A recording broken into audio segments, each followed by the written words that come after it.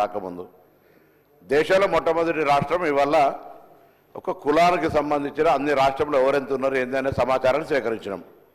దీనికి సంబంధించి నేను ముందు నుంచి కూడా సభలో కోరుతా ఉన్నా, ఏదన్నా రోడ్ మ్యాప్ ఇవ్వడానికి మీరేం సజెషన్ చేస్తారో మీ పార్టీ తరఫున ఇవ్వండి.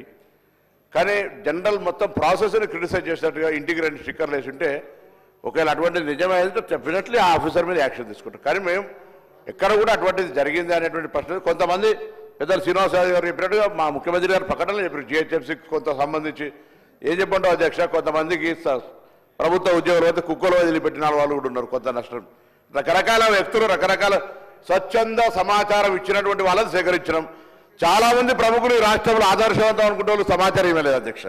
కాబట్టి ఆ విషయాల దగ్గరికి ఎక్కడికి పోకుండా గౌరవ సభ్యుని నేను ఏం కోరుతున్నా అంటే, ఇది రేపు రాజకీయంగా విద్యాపరంగా ఉపాధి పరంగా సమాజంలో గౌరవంగా తలెత్తుకి తిరగడానికి సంబంధించి ఒక డాటా మంచి క్షేత్రస్థాయిలో శాస్త్రీయ పద్ధతిలో అధికారులు చదువుకున్నటువంటి ఐఏఎస్ అధికారులు పర్యవేక్షణకు సంబంధించి బీహార్ వేరే రాష్ట్రంలో జరిగిన దానికంటే ఎక్కువ మార్పు చేసి నేను కూడా ప్రత్యక్ష సాక్షిని భాగస్వామిని అధ్యక్ష. నేను నా వర్గానికి న్యాయం వస్తే నేనేం మెత్తవలేదన్నా డెఫినెట్లీ మీరు తప్పకుండా గట్టిగా మాట్లాడతాం. జరిగినప్పుడు కూడా మాట్లాడతారంటే అవివేకంగా మారుతుంది. నేను కూడా ఇప్పుడు ఏమంటున్నా, మిమ్మల్ని దయచేసి గౌరవ బలహీన వర్గాల శాసనసభ్యుడిగా మీరు ముందు సీట్లో రావాలని కోరుకుంటూనే మీరు మీ పార్టీకి సంబంధించిన ఐడియాలజీ చెప్పండి. భవిష్యత్తు న్యాయం జరగడానికి ఒక రోడ్ మ్యాప్ ఇవ్వండి. ఇప్పుడున్న దాంట్లో పొరపాటు జరిగితే సరిచేయడానికి పెద్దలు గౌరవనీయులు మాజీ మంత్రి శ్రీనివాస్ యాదవ్ గారు అనుభవపూర్వకంగా ఇది ఇట్లా చేస్తే బాగుండేది ఒక సజెషన్ చేసినాడు. గవర్నమెంట్ దాన్ని ఏం చర్చ చేస్తుందో చేస్తుంది.